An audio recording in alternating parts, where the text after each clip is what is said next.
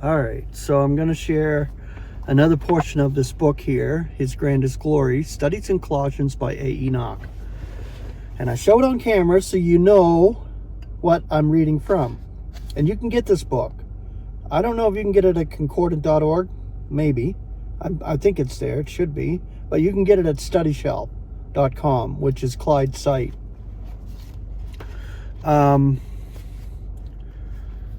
We were sharing from The Secret of Christ, the first part of it. So we're going to continue here with the next part. The image of the invisible God. Christ, the first and foremost.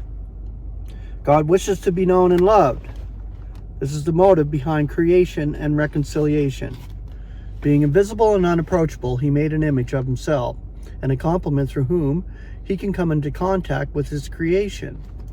These mediatorial glories belong to his beloved Son and make him preeminent in all things, for they reach from the very beginning to the consummation and make him first in both creation and reconciliation.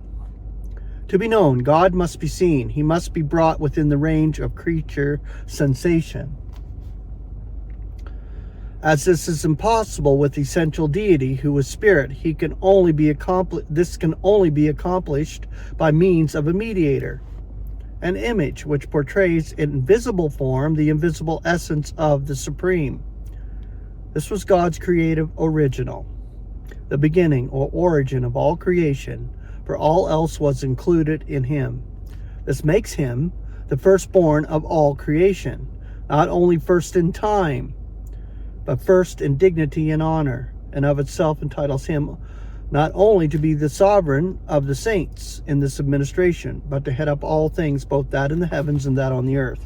And he will do this in the complement of the eras, before the close of the eons. Earthly rulers base their right to rule either on hereditary claims or on their own accomplishments. Our sovereign has a double right to reign. His is the oldest title in the universe, long antedating Adam, and he has entered the lists against the powers of evil and won the fight out on Golgotha.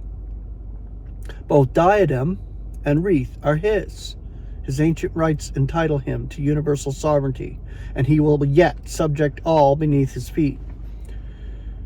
And when all was lost, he brought it back to God, and thus has earned its heartfelt homage.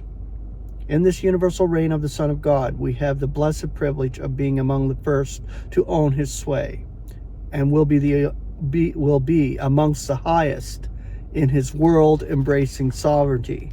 And I would say it's universal in scope, because we are going to reconcile the heavens. And I'll share that next part in the next video. Creation in the Son of his love. Grace and peace.